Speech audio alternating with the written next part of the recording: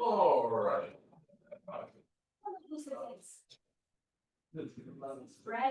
It's pretty good. But I can't figure out who it is, so. It's great. I love it. Well, welcome, friends. I can't remember if you've been in this class before or not. Probably. It's like going to every class. Well, if any of you at the end of this would like a copy of this, just shoot me an email, I'll send you the PDF. But the whole goal here is to jump through, so the goal here is to give you the tools to take either your existing database or in the event you don't have a database, clean up an existing database and then start your brand new database in a way where it can be functional and efficient. Most of the agents that I sit down with and talk with, their database is a big point of stress for them because either they don't consistently put people in there, there's not enough names, and they have no database to work, or they dump everything and everyone in there. There's no standards, it's not consistent, so it's just this jumble of information that isn't really workable. So I kind of broke down the steps of making sure that your database, whether it is very large or non-existent, can turn into something that is scalable and workable and consistent in its ability to be used. So I have it broken down into 5 major steps. So the first step is to set your standards, determine who you want in your database and what information you need to have about them. Second step is backing up your data. Before, and this more applies to people who have an existing database, but before you do anything to change the data you have, it's important just to save a copy of that data. So worst comes to worst, you still have that as a reference for anything that might have gotten accidentally deleted. Step 3 is validate your data, using advanced filters and things like that to identify any contacts missing key pieces of information, and also contacts that just don't belong in your database, and I'll kind of talk about what that means. Step 4, you segment and organize. So you identify what groupings you want to use, and then you use tools to make those groupings. Step 5, you create priority lists, because the whole point of having a database is to communicate with it. So this will let you identify segments of your database that need immediate contact, and then systematize those touches a little bit. So starting off with setting your standards, first decide on these 3 things. Who should I include in my database? What do you guys think is your answer to that question? Clients, vendors, other agents. Potential clients, new leads, anyone that could potentially interact with us in a real estate. Yeah, my overall answer to that is anyone that I can reasonably expect to get business from, whether that's themselves transacting or them referring me transactions. What information do I need to have about those people? And we'll kind of go into that in a little bit more detail, but obviously there's information that you need in order to contact them, but what other information is helpful to know about them? And then you have to know your goal. Your path to success really comes down to just math. And if you know how many transactions you need, and you know what your conversion rate is, you know what database size you need. If you know how many transactions you need and you know your database size, you can tell what your conversion rate needs to be. There's a number of different ways that you can work that equation, but it all boils down to you need a certain number of people, you need to convert a certain number of those people, and then that number has to meet or exceed your goals. So there's a number of different options for who include in your database. I already talked about, can I get business from this person? But you at minimum want to include your sphere of influence. And the reason that this is so important is because in order to transact with you, people need to trust you and they need to believe your credibility. In theory, your friends, your family, your old coworkers, the people who are in your sphere of influence already trust you. That is the harder of those two to achieve. So you are 65% of the way to where you need to be to transact with them, just based on the virtue of the fact that they trust you. They also know you, they like you, and they want you to succeed. So when you go to them and say, hey, this is what I need from you in order to do well at my chosen career, they're more likely to say, yes, I will give you a referral, I will share your posts on social media. They're more likely to do the things that help your business. Past clients have worked with you in the past. They know how good you are at what you do.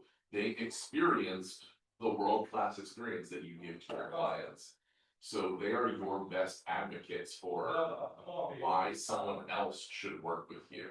They have that first-hand experience, and whether that comes in the form of them leaving you reviews, them giving you warm referrals, again, just interacting with you on social media, commenting on your posts like, oh, working with Connor was amazing. All those little things help your business. And allied resources, Connor touched on some vendors and stuff, but other agents, businesses, or vendors who may send you referrals. Even within our own brokerage, there are going to be agents that might just not do business in an area that you do business. There might be agents who don't want to deal with certain types of properties or certain types of clients, or there's a whole host of reasons why even agents within our own brokerage might give you a referral. But they won't do that if they're not the first person that jumps to mind. There's 1,100 agents. So you're kind of fighting to be the first person that they think would be a good solution for the client that they're looking to refer. So let's determine what information we want to require. So obviously you want a phone number, email address, mailing address, but what else do you think would be helpful to know about someone in your database? Birthday. Great. Oh, sorry. We're gonna force Greg into things. I'd also like to know exits. What information will you keep for client? I mean, honestly, I don't know, but I mean, everything seems pretty simple, like just, name, birthday, email, contact information, which one they prefer, we sell what? What do we sell? Our services, houses, so homes have, what does a home have, to identify it? Is that what Lily, by the way? If you were to mail something to somebody, what would you do? So Lily is their address. Yes, so that would be a big one. One of my favorites, I include a handful of things on this example list, but one of my favorites is what is their preferred contact method? 89-year-old Agnes doesn't know how to open her email.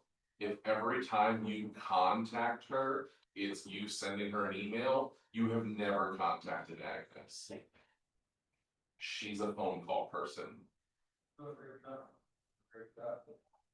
30-year-old, I don't know how old he is, but 30-year-old Tom may not ever want you to call him and speak to him in like real human voice. He only wants you to text him. So if you call, he's gonna look at it, he's going, and he's gonna put it off to the side. He would rather you text him.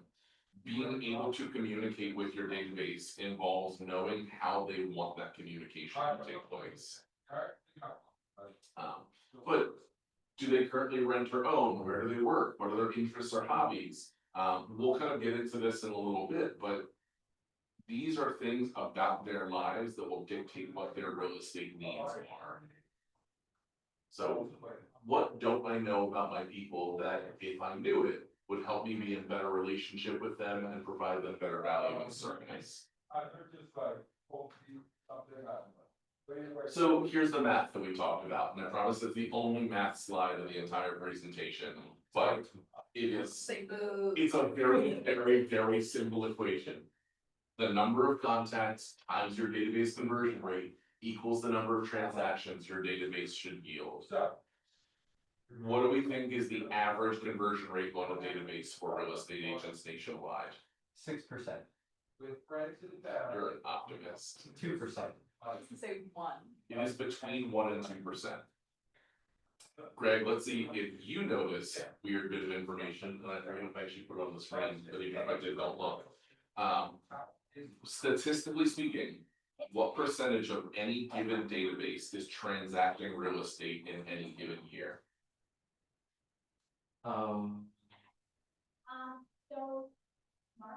Say that question again. Statistically speaking. Yeah. What percentage of any given database is transacting real estate in any given year? We'd say 60. No, it is really, it's about 6.4%. Get the 6th grade. Yeah, you're almost there. Yeah, so there's a number of ways that we get that statistic. But generally speaking, it holds true that if you take any large enough section of people who are of home buying age, and and you look at them and you'll say, okay, about 6.5% of these people are transacting real estate in some way, shape, or form over the course of any given year. That doesn't even factor in the referrals that you can get from your database. So 6.4 is not a hard cap. You can get more than 6 per 100 transactions, out of any database. But most people only convert at a 1 to 2% rate. That's because most people are not communicating with their databases effectively. It's also because a lot of people have very overinflated databases, which we'll talk about in a minute. But I put that number in there to kind of give you the perspective that it is perfectly reasonable to expect, for instance, that out of every 100 people in your database, you can get 5 deals. You don't need this 10,000 person database in order to do a good book of business. You just need to convert it at a high level. So the optimal goal that some people will point to is about 10% conversion on your database. And that includes getting referrals. I'm willing to be much more conservative. I would be happy if every agent in this brokerage converted at a 5% level on their database. So for every 100 people in their database, they are getting 5 deals per year. That is more than double I think it's actually more than triple the average. If you're converting at a 5% rate and you know that your goal is to do 25 deals, then you know that you need 500 contacts. And that math tracks out no matter what your goal is. So for instance, Greg, do you have a goal for how many deals you want to do in your first year? Minimum 10.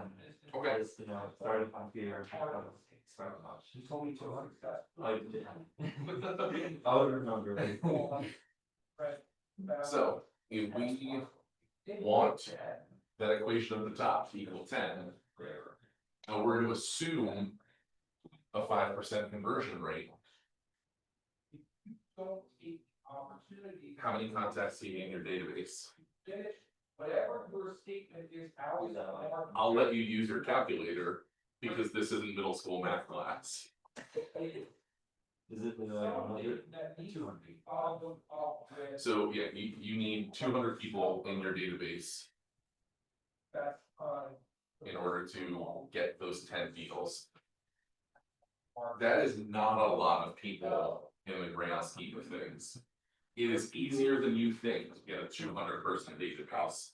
The key is getting a clean 200 person database where you can and do contact everyone.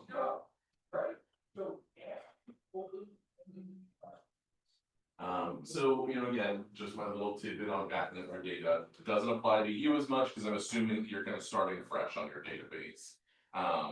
And I'm pretty sure both of you know how to do this, so I don't need to belabor the point, but do an export of your database before you do any major database management. Alright, so now we talk about validating that data.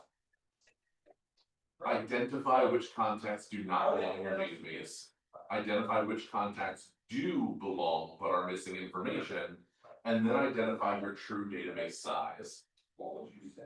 I talked to, again, a lot of agents that, oh yeah, I have 3,000 contacts in my database. Do you really have 3,000 people that you can reasonably expect to get business from in your database? They uploaded a property list. Yeah. So starting off with identifying which contacts do not belong in the database.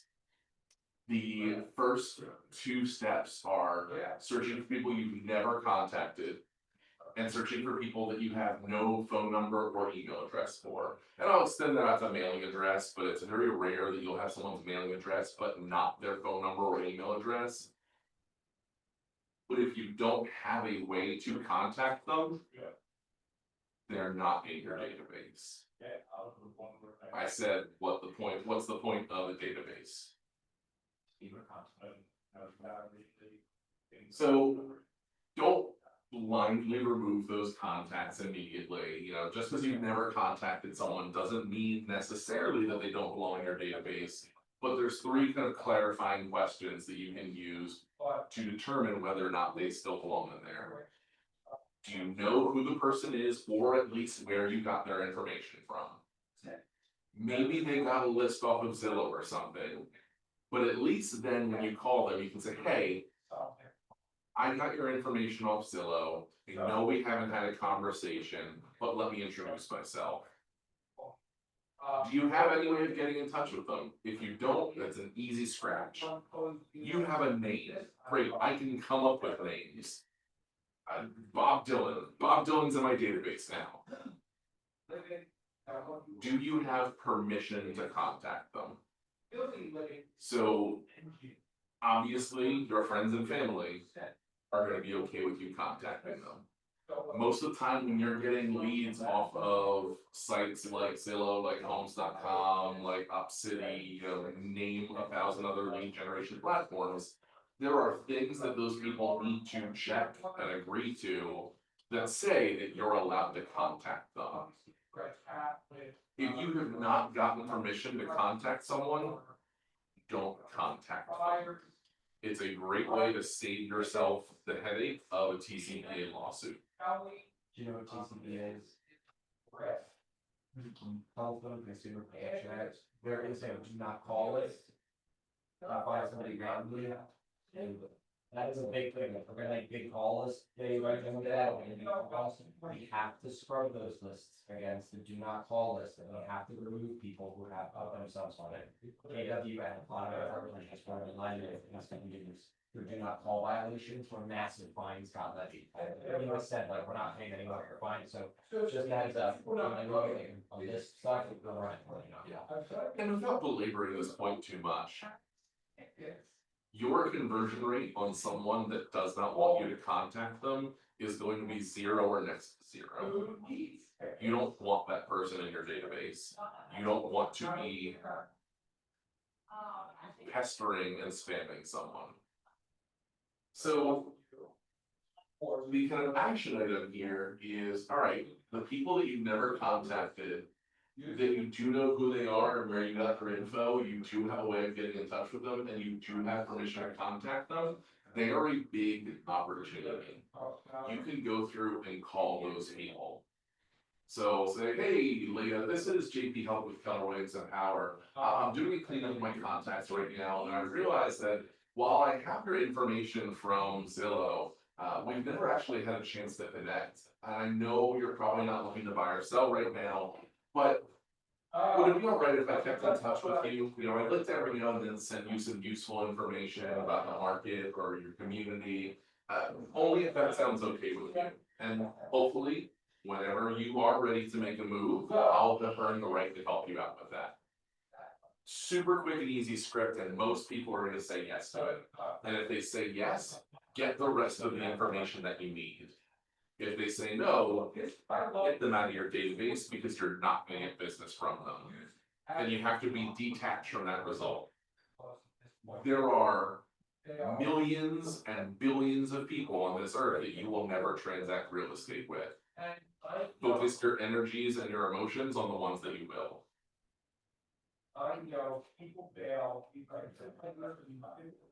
Identify which concepts are missing information. So search for people who are missing phone numbers, who are missing email addresses, who are missing email addresses.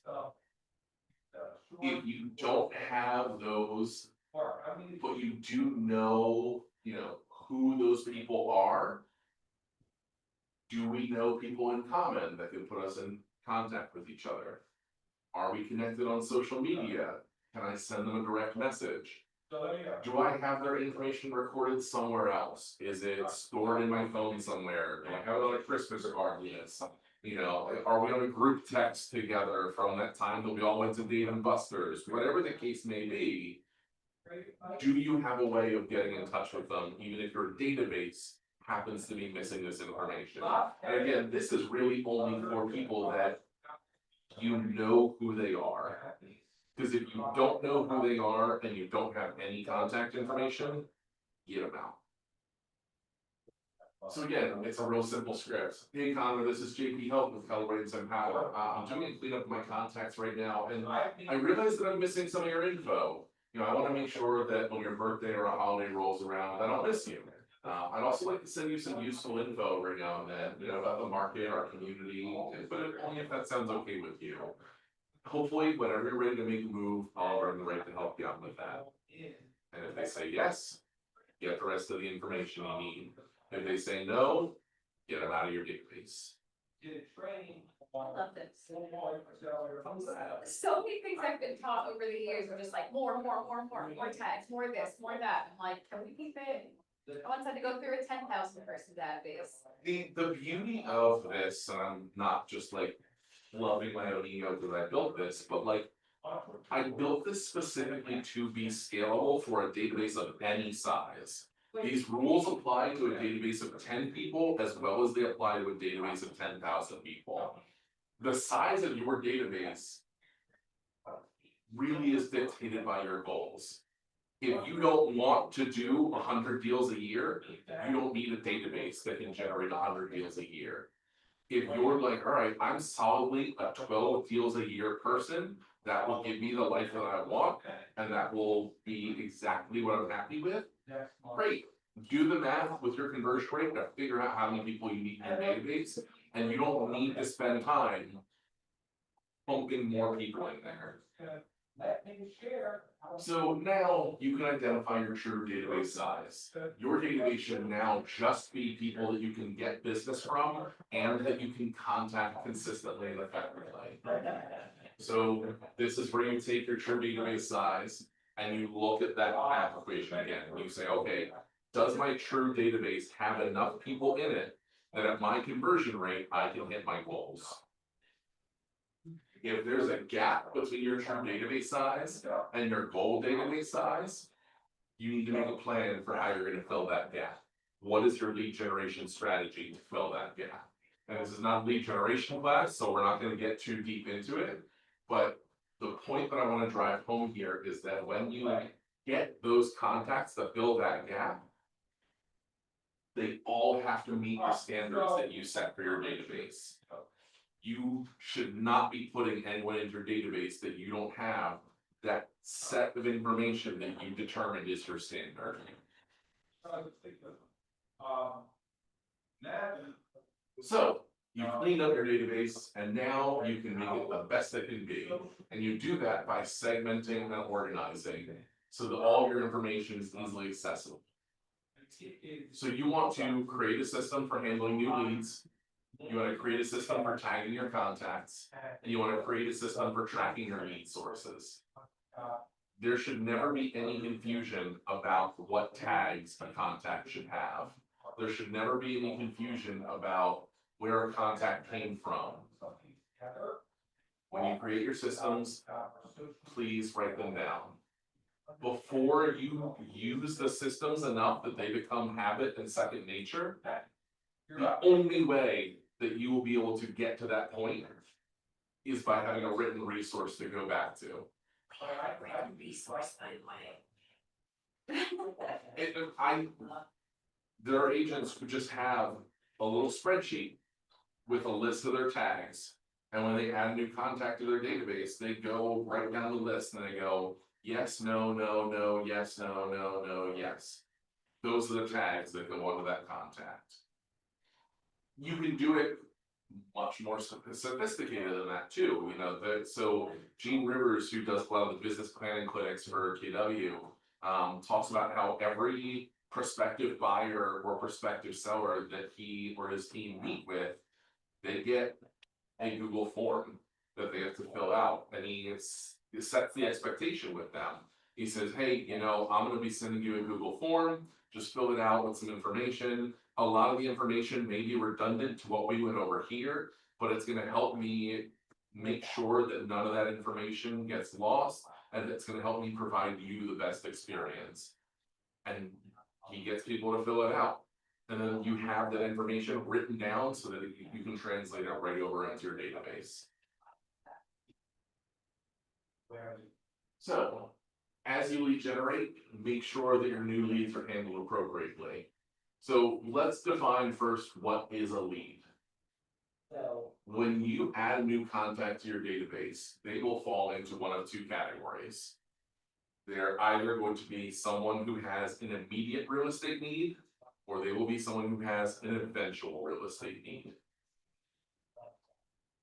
Leads are people with immediate real estate needs. And when I say immediate, I don't mean they're like, I have to sell my house right now, Greg. Right now, get it sold right now. It's the person who comes up and says, you know, I think it's time for me to move to a bigger place. You know, I think we've been sitting on this house too long, it's time for us to downsize. It's the person who is ready, willing, and able to do business and to start doing business right away or within the next couple weeks. Someone with an eventual real estate need is a contact, not a lead. They go in your database, you put them on a smart plan or whatever other follow-up system, but they're not yet ready to be added to the opportunity pipeline. Leads go in the opportunity pipeline. The moment you have a substantive conversation with someone where they say, I'm ready to buy or sell real estate or rent or whatever the case may be, you create an opportunity for them, and your opportunities pipeline should have a systematic way for you to convert that lead into a closed deal. So whether or not you know it, you have a system for how you handle new leads. For some people, it's explicitly laid out, it's meticulously followed. For other people, they get added to a database and never communicated with again. Either way, you have a system, which is whether that system is good or functional or not.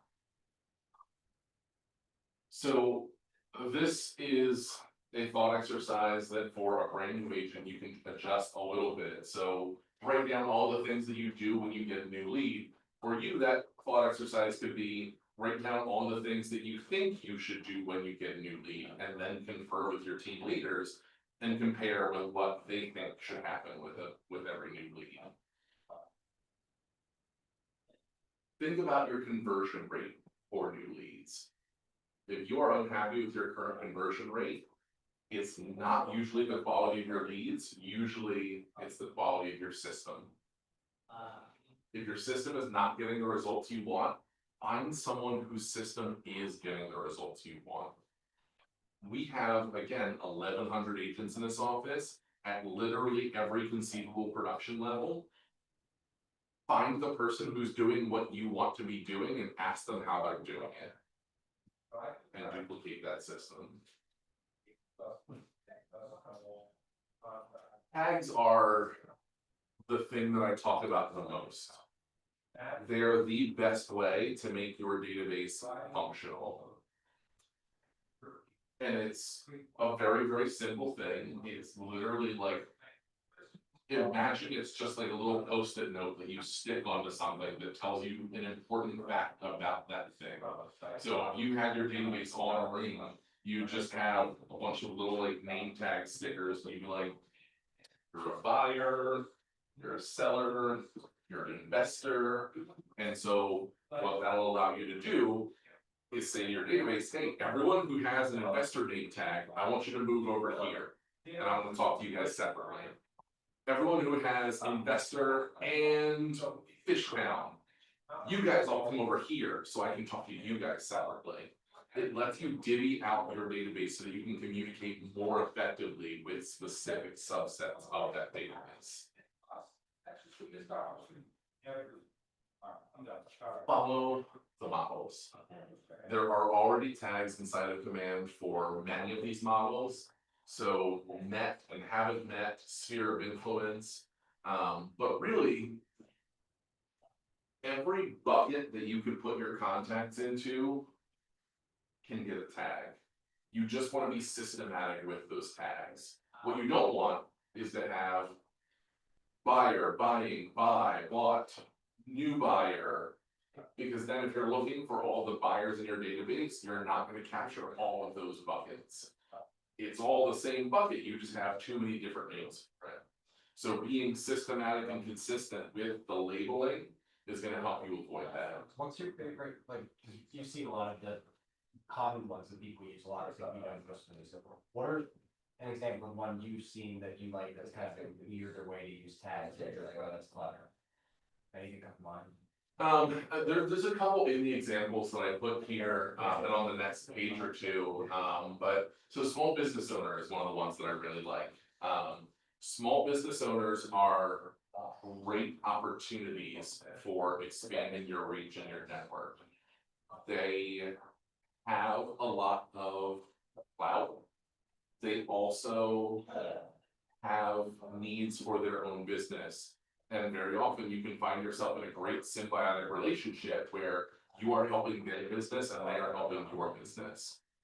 But if you don't know that they're a small business owner and you don't have them tagged as such, it's harder to consistently give them the things that they need so that they'll give you the things you need. There's another one I have on one of the other slides, chronic illness. Something that will help you be mindful of specific needs and specific circumstances that can be very important to providing good service to your client. So just remember, if you would ever want to see everyone who is or does blank, have a tag for it. The other thing to consider with tags is the life of the person in the database. So when you're creating your system of tags that pertain to someone's life, ask yourself what information, if I knew it about this person, would make me more able to make their life better. So again, here I have the chronic illness one. I have someone who has young children, a pet owner, a charity organizer. You know, there's a whole bunch of things that, again, will help you deliver better service.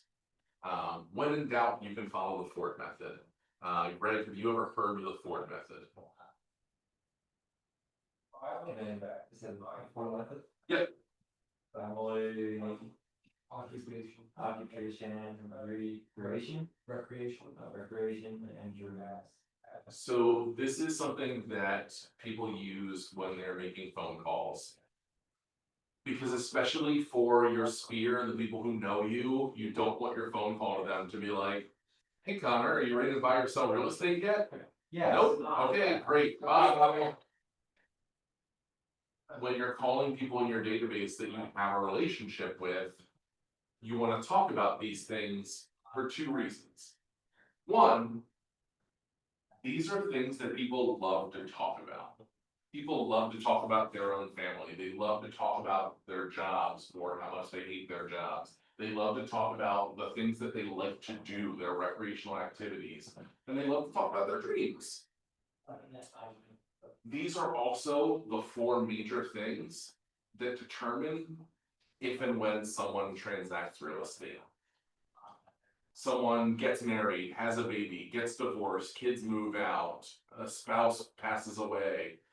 These major life events lead to real estate transactions.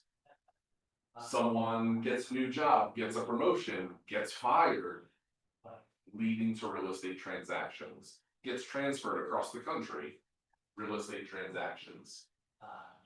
Recreation, not always as much, but it does allow you to get a little bit more insight into the things that are important to them. And then dreams. Sometimes it's going to be directly real estate related, like, oh, I've always imagined having a beach house. Sometimes it's not. But at the end of the day, it's going to get you talking and it's going to strengthen the bond of the relationship. And that's going to make them more likely to want to do business with you. The other nice thing about the Ford method is that when you ask them about this stuff, they're very looking to ask you about this stuff. And when they get to occupation, it's a nice organic way for you to say, well, as you know, I'm a real estate agent and blah, blah, blah, blah, blah. So just remember that you never say, I have a way to help everyone who is or does blank, have a tag for it. Systematized tracking your lead sources is probably the thing in here that gets overlooked the most often. It's so important because if you know what lead sources you are converting at a high level, you know what lead sources you want to go back to when you need more business. How many leads have you gotten from each lead source? How many deals have you closed from those leads? Track your time and money spent on your lead sources and compare your returns to the amount of time and money spent. Maybe you are converting a particular lead source at a fairly high level, but you're spending a lot of time and money on them.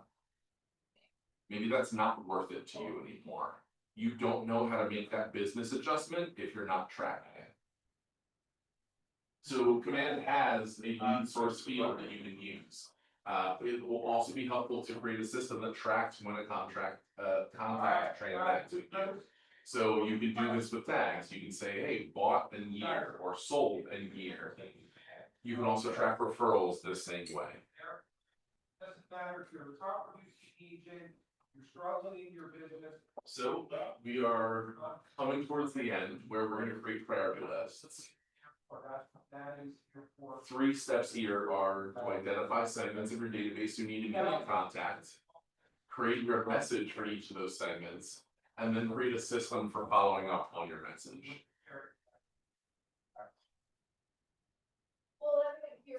So when it comes to identifying who to contact, you want to use your filters to save you time. So people that haven't heard from you lately are usually a good priority because you want to stay top of mind with everyone in your database. So, for example, who have you not contacted in the last 3 months? Who has been active within the last month that you didn't contact in that time? When I say active, Command is connected to the agent website that KW provides for you, and you can see when someone is active on your website. So if they've been active on your website and you haven't communicated with them, you're missing an opportunity. Everyone from your missing info lists is a priority to contact because you want to fill those gaps. And people that you have never called, only texted or emailed. Texts and emails won't build a relationship. Relationships transact far more than just someone who's gotten a bunch of emails from you. So in addition to creating your lists, make a plan to act on those lists. Plan to attack your list one at a time, focus on one list per day, set a goal as to when you will complete contacting those lists. And for example, if you're using the lists above, plan on hitting people not contacted in the last 3 months on Monday, those who have been active but not contacted on Tuesday, the missing info list on Wednesday, and the people you've never called on Thursday. And then use Friday to reach back out to anyone you didn't manage to connect with. That's just an example. The point is making a plan for it. Create your message. You don't want to start picking up the phone and calling people if you don't know what you're going to say to them. People pick up on that real quick. You can use the Ford method. You don't have to, but make sure that it's relevant and relational. So you can say, hey, I know we've only ever talked over text and email before, and I find that to be a little bit too impersonal. Tell me more about you. How's your family? What do you do for a living? Things like that. The best way to make your message sound authentic is to find someone who knows you really, really well and someone who will call you out on your bullshit and then practice with them. So whether it's your best friend or a sibling or your roommate or whoever it is, it has to be someone who knows immediately when you are not being yourself. They will tell you immediately. You want to build a relationship with people, and relationships need to be built on trust and authenticity. Keep it short, sweet, to the point, and then just ask questions. Become invested on the person on the other end of the phone. And a really important thing to remember is that the person who talked the most in a conversation always thinks that conversation went well. The person who didn't talk the most doesn't always feel that way. So let them do a lot of the talking, ask engaging questions. All right, creating your system for follow-up. Everyone in your database should at minimum be on a 36 touch plan. Statistically proven, you're not going to stay top of mind with someone if you are communicating with them less than 36 times over the course of a year. Realistically, it should be far higher than that. My usual recommendation to people is to have a 36 touch plan that everyone is on, and then have more specific plans based on the segments of your database that you created these tags for. So everyone's on the same 36 touch plan, but you also have a specific plan for buyers. You have a specific plan for investors. You have a specific plan for people with young children, a specific plan for people who are military or ex-military.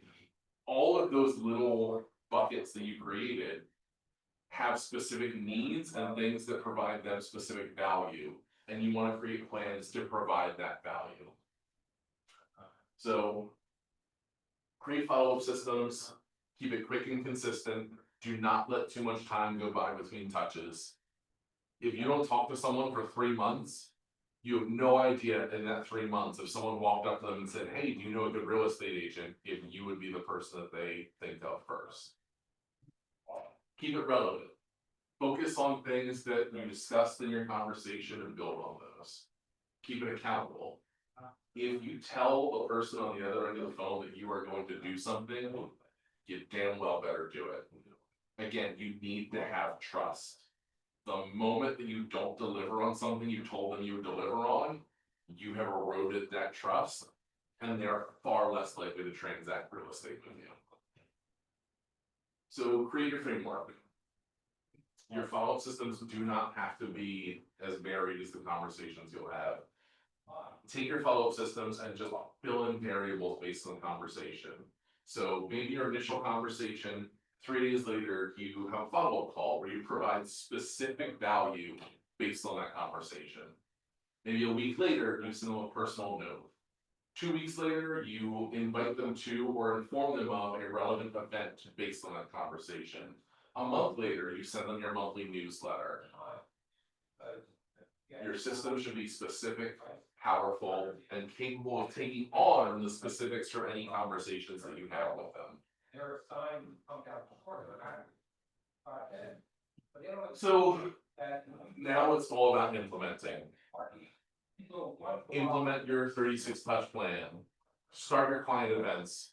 on your holiday pie delivery event, there is a database assessment playbook that KWRI put out that has literal pages of ideas based on what top performing agents are doing throughout the country.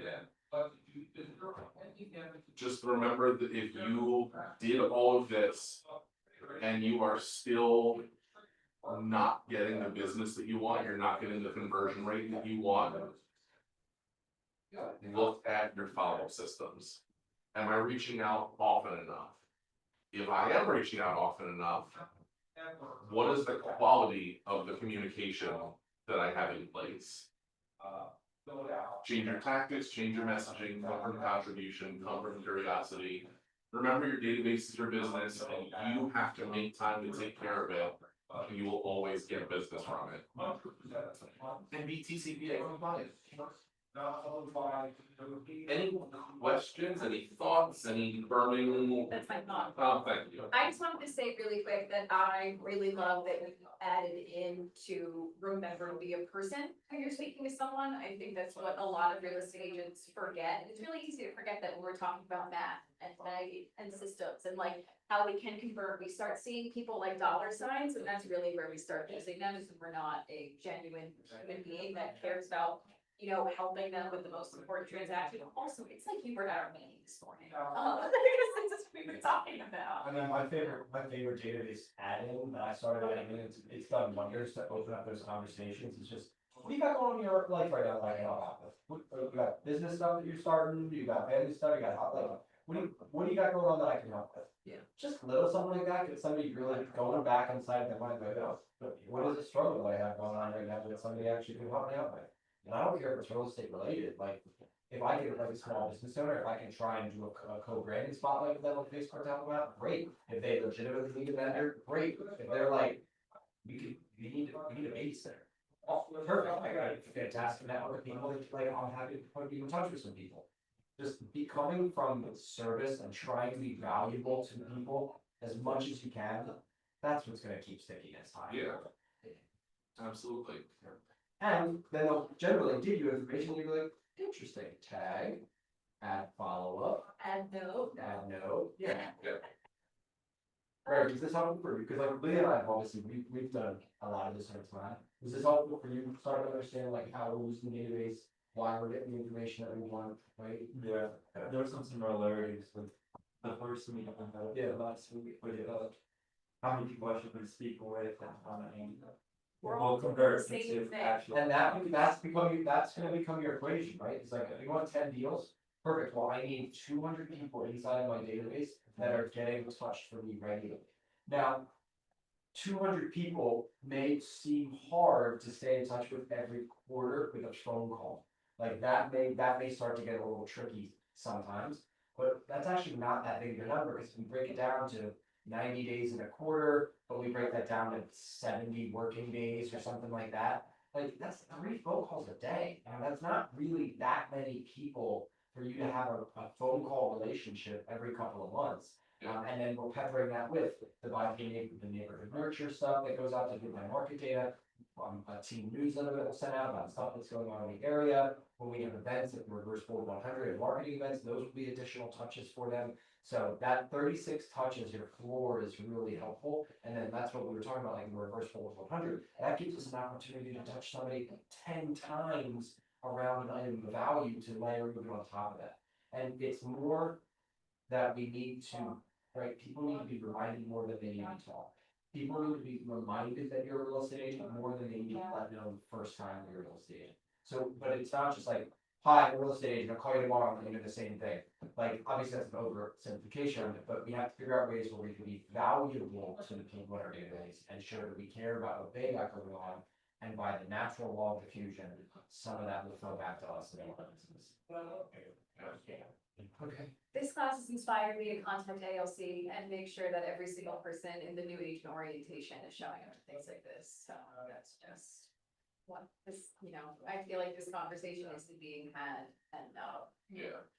Well, I plan on, I mean, they're gonna have me do a bunch of Thursday classes. This is Same. one of the 3 classes. I'm redoing like Yeah. once a quarter or so. yeah. I think that Howard, I'm starting to put this together in Delaware. I think Empower should have what's called a core curriculum drive that gets shared with every agent that joins the brokerage.